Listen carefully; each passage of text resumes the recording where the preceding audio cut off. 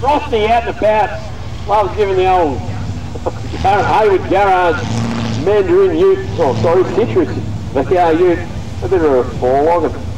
PCB, last one out.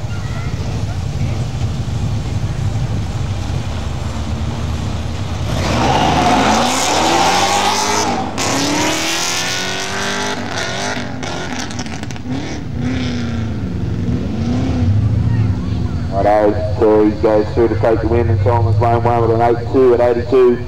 So Brad Frost 11-3 at 56.